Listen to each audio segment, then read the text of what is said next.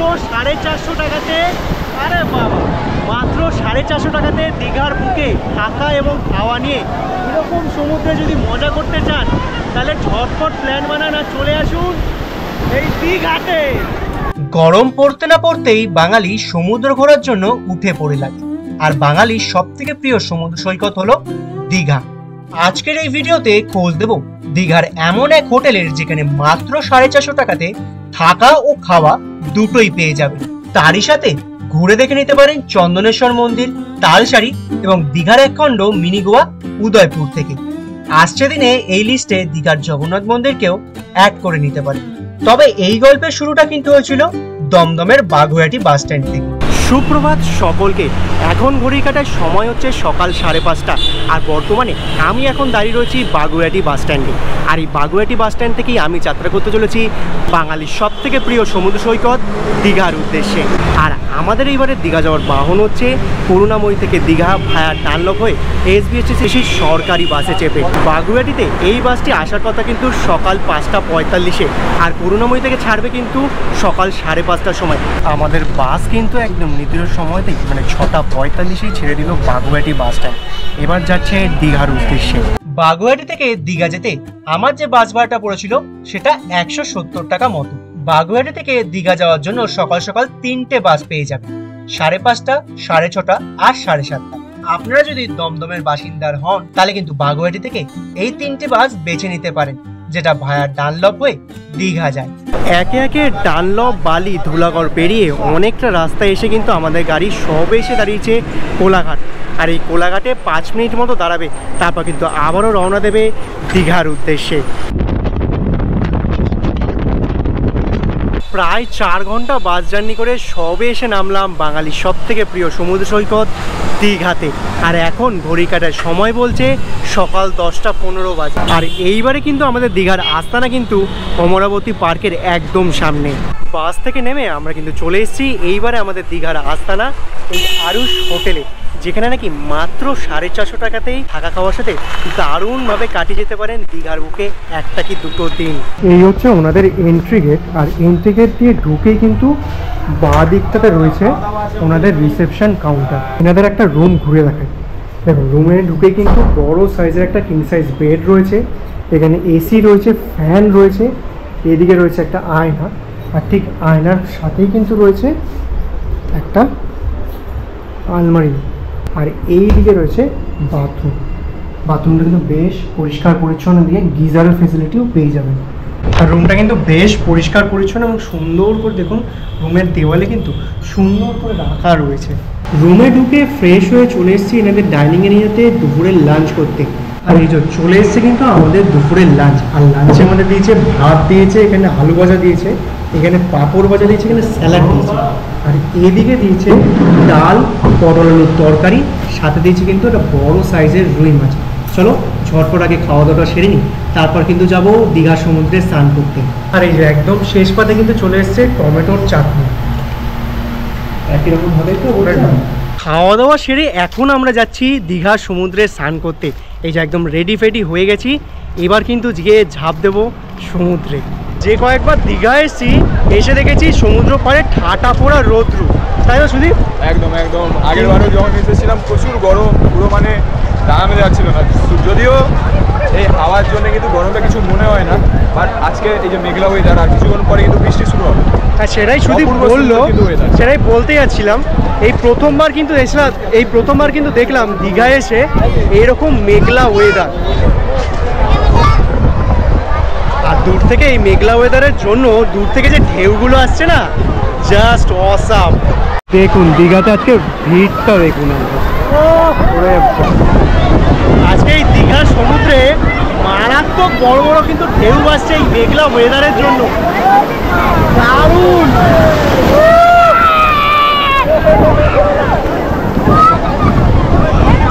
তাহলে কি প্ল্যান করছেন? মাত্র 450 টাকাতে, আরে বাবা, মাত্র 450 টাকাতে দীঘার বুকে থাকা এবং খাওয়া নিয়ে এরকম সমুদ্রে যদি মজা করতে চান তাহলে ঝটপট প্ল্যান বানান আর চলে আসুন এই দীঘাতে। বাপ রে বাপ, দেখেছেন কি বড় বড় ঢেউ আসছে। তো এখন আর ক্যামেরা এখানে রেখে লাভ নেই, ক্যামেরা বেকারই নষ্ট হবে। চলুন ক্যামেরা রেখে দিয়ে আসি, তারপর ছুটিয়ে সমুদ্রে স্নান করবো। আকাশদা কিরকম অভিজ্ঞতা? দীঘা বাঙালি ইমোশন ছিল, থাকবে, আছে। সুদীপ এনজয় করেছি, আর ভালো লাগছে না, শরীর পুরো টায়ার্ড হয়ে গেছে। এনাকে জিজ্ঞেস কর, শরীর টায়ার্ড হয়ে গেছে। আপনার কিরকম লাগলো? অপূর্ব, আজকে যেমনি ওয়েদার, শান্তিপূর্ণ ওয়েদার, অপূর্ব লাগে। সত্যি আজকে আমরা দীঘার সমুদ্রে কিন্তু দারুণভাবে স্নান করেছি। আর সত্যি কথা বলতে এখানকার ওয়েদার জাস্ট অসাধারণ। এত সুন্দর একটা মেঘলা ওয়েদার না, জাস্ট মন ভরে যাচ্ছে। সত্যি দীঘাতে প্রথম অনেকবার আসা হয়েছে দীঘাতে, কিন্তু দীঘার বুকে এরকম ওয়েদারে সমুদ্রের স্নান সেটা কিন্তু প্রথম হলো জীবনের অভিজ্ঞতা। আমরা সমুদ্রে স্নান ফান করে ভাবলাম একটু এবার সমুদ্রের পাড়ে ঘুরতে যাব, কিন্তু দেখুন আকাশের অবস্থা কি। এখন দেখুন বাইরে এখন ঝমঝমে বৃষ্টি শুরু হয়ে গেছে, দেখেছেন? ঘড়ির কাঁটায় এখন সময় সন্ধ্যে 7টা বাজে, আর আমরা এখন রেডি ফেডি হয়ে যাচ্ছি ওল্ড দীঘার দিকে। কারণ ওল্ড দীঘা কিন্তু এই দীঘার মেইন আকর্ষণ, বিশেষ করে সন্ধ্যেবেলাটা।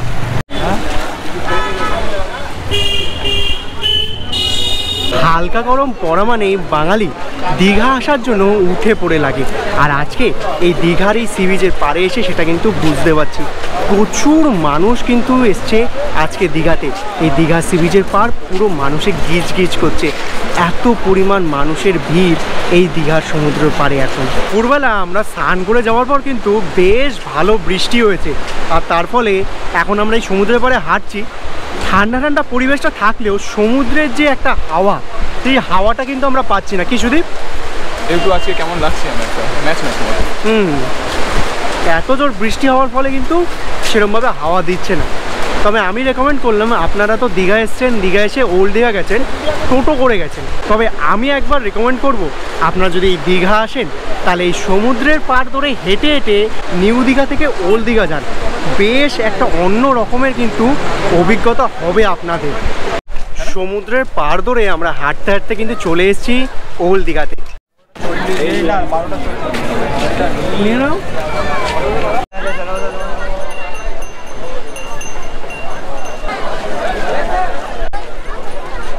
দীঘা হোক কিংবা মন্দারমণি বা যে কোনো সমুদ্র সৈকতই হোক না কেন, সমুদ্রের পাড়ে সন্ধেবেলা এই সুন্দরভাবে সমুদ্রের ঢেউ দেখে সময় কাটাতে কিন্তু দারুণ লাগে।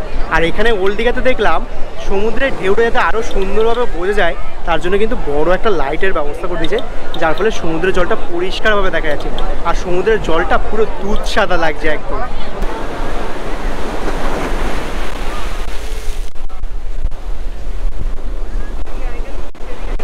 আমি কিন্তু প্রায় অনেক দিন পর ওল্ড দীঘাতে আসলাম, আর এসে এই সমুদ্র সৈকতটা দেখছি খুব সুন্দর করে কিন্তু সাজানো।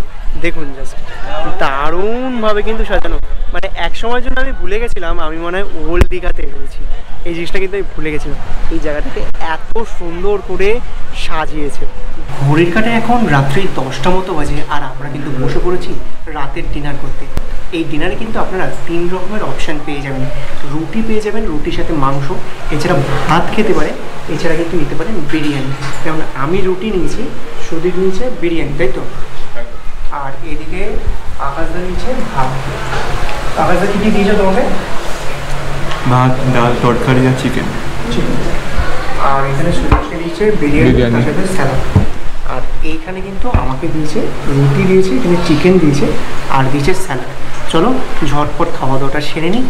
তারপরে সেরকম লাগলো দীঘা? দীঘা খুব ভালো লাগলো, এবং এখানকার সার্ভিসও খুব ভালো।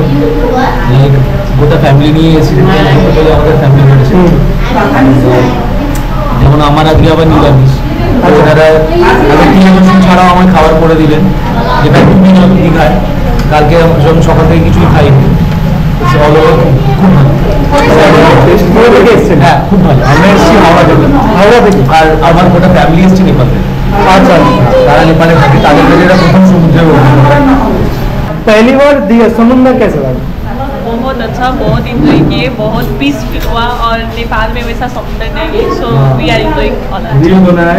पहली बार समुद्र देखने का एक्सपीरियंस कैसा था? मुझे भी नहीं थे, उससे भी अच्छा है। अच्छा, और यहाँ पे होटल का कैसा है, सर्विस कैसा है, खाना कैसा है? आप लोग तो नेपाल से आए हैं, तो पहली बार समुद्र देखने का एक्सपीरियंस कैसा था?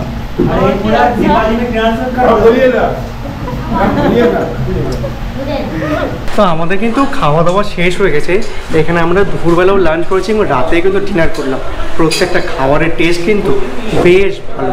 যারা এসছে তারা কিন্তু এসছে নেপাল থেকে, ভাবতে পারছেন সেই পাহাড় থেকে নেমে এসছে সমুদ্র দেখতে দীঘাতে, এবং তাদের এক্সপিরিয়েন্সটা কিন্তু খুব সুন্দর। মানে জীবনে প্রথমবার আমরা যখন পাহাড় দেখি বা কাঞ্চনজঙ্ঘা দেখি, আমাদের ঠিক যতটা এক্সাইটমেন্ট লাগে এনাদেরও কিন্তু ঠিক সেই রকম, এনাদেরও কিন্তু তেমনই এক্সাইটমেন্ট কাজ করছে, কারণ এরা এসছে নেপাল থেকে। দারুণভাবে এরা নাকি সমুদ্রটাকে মজা করেছে এবং এখানকার সার্ভিস কিন্তু বেশভাবে এনজয় করেছে। Good morning from Digha. কালকে রাতে দুর্দান্ত একটা ঘুম কিন্তু আমরা দিয়েছি, কারণ ওয়েদারটা বেশ সুন্দর। আর আজকে ঘুম থেকে ওঠার পর একদম রোদ নেই, মেঘলা মেঘলা ওয়েদার, বেশ সুন্দর কিন্তু হাওয়াও দিচ্ছে। ঘুম থেকে উঠেই কিন্তু এই যে চলে এসেছি আমাদের হোটেলের পাশেই একটা দোকান থেকে এই সকালে চা খেতে। সকালবেলা চা ছাড়া কিন্তু দিনটা শুরু করা বেশ মুশকিল হয়ে ওঠে।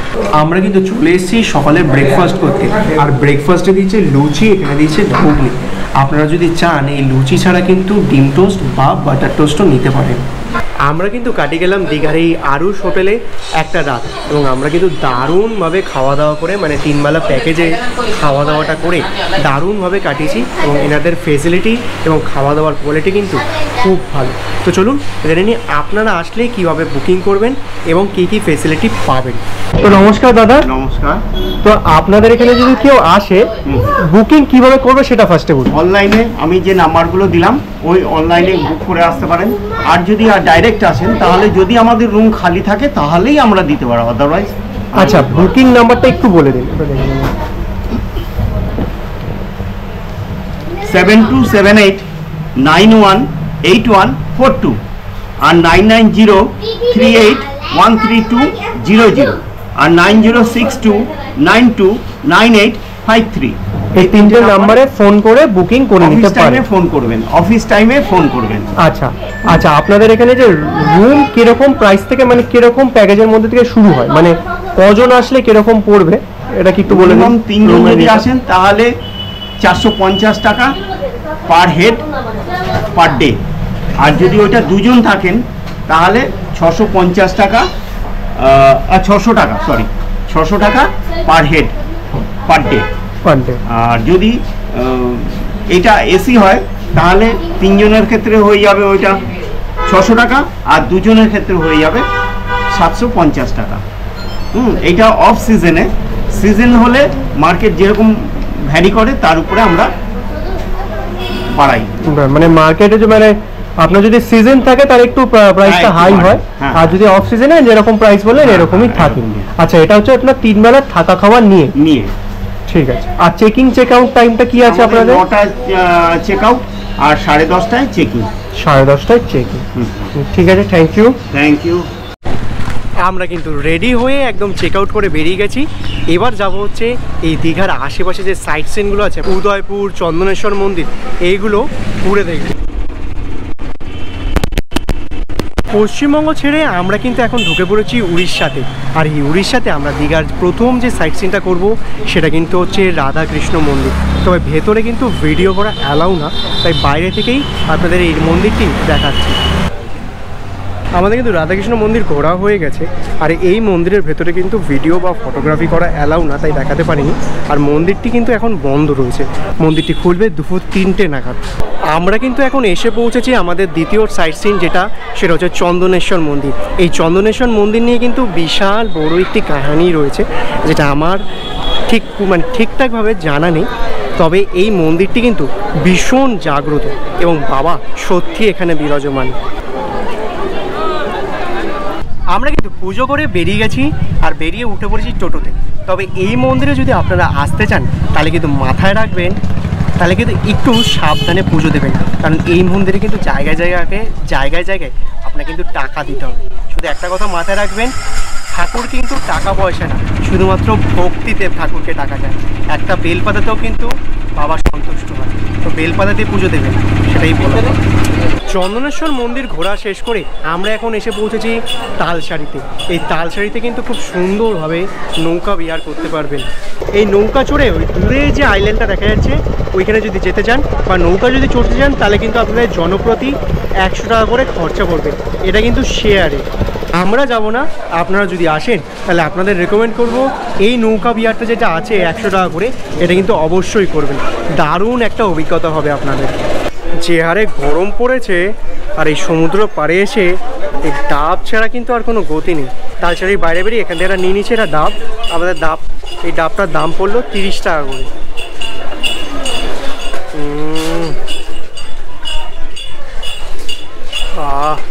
প্রাণ একদম জুড়িয়ে গেল। তালসারি ঘুরে এখন আমরা যাচ্ছি এই দীঘার বুকে মিনি গোয়াতে, মানে উদয়পুর। আর যাওয়ার রাস্তার ধারে দেখুন দুপাশে কিন্তু রয়েছে প্রচুর পরিমাণে কাজু গাছ। দেখুন একবার জাস্ট দেখুন, ভোরে ভোরে দুপাশে কিন্তু রয়েছে কাজু গাছ। আমরা কিন্তু এখন এসে পৌঁছেছি বাঙালির মিনি গোয়াতে, মানে উদয়পুর সি বিচে। দেখুন উদয়পুর সি বিচ মানেই কিন্তু গান বাজনা, মাছ ভাজা খাওয়া। এখানে কিন্তু জমিয়ে মানে রমিয়ে চলছে কিন্তু। তবে এখন কিন্তু উদয়পুর সি বিচ কালকে দীঘার মতনই একদম মেঘে আচ্ছন্ন, মানে প্রচুর মেঘ রয়েছে, একদম রোদ নেই। আর ঢেউ কিন্তু প্রায় অনেক বড় বড় আসছে। আমি উদয়পুরে এসে এত বড় ঢেউ প্রথমবার দেখলাম। এটাই মেঘলা ওয়েদারের জন্যই কিন্তু।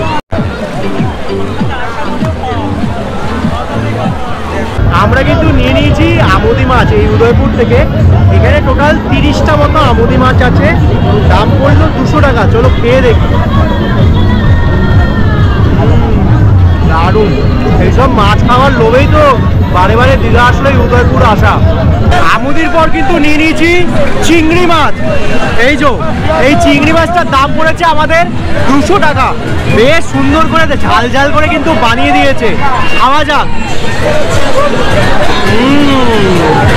দারুণ দারুণ। তো এই কাকা কিন্তু আমাদের পুরো সাইট সিনগুলো করালো। কাকা একবার নাম্বারটা বলে দিন আপনার। 7001638794। আচ্ছা, কেউ যদি শুধু উদয়পুর যেতে চায় তাহলে কিরকম চার্জেস আছে? 30 টাকা পার হেড। আর ধরুন যেগুলো আমরা করলাম টোটালে পুরো যদি সাইট সিন করতে চায় তাহলে কিরকম খরচ? 4 থেকে 5 জন 600 টাকা। 4 থেকে 5 জন রিজার্ভে 600 টাকা। সমুদ্রের পাশের একটা রেস্টুরেন্ট থেকে আমরা দুপুরের খাওয়া দাওয়া সেরে রওনা দিলাম দীঘার জগন্নাথ মন্দির দেখতে। তবে এই মন্দিরটি কিন্তু এখনো উদ্বোধন হয়নি। আসছে দিনে খুব তাড়াতাড়ি কিন্তু উদ্বোধন হবে। আর তারই প্রস্তুতি পর্ব দেখতে আমরা রওনা দিলাম সেই দিকেই। আর কিছুদিনের অপেক্ষা, তারপরে কিন্তু খুলে যাচ্ছে এই দীঘার বুকে জগন্নাথ মন্দিরের ধাম। এবং মন্দিরটা কিন্তু বিশাল বড় একটা জায়গা নিয়ে তৈরি করা হয়েছে। তো মন্দিরটা দেখতে কিন্তু হুবহু একদম পুরীর জগন্নাথ মন্দিরের মতোই। দারুণ লাগলো দেখে। তো চলুন এবার বাস ধরি, এবার বাস ধরে এসপ্ল্যানেড হয়ে যাব বাড়ির উদ্দেশ্যে।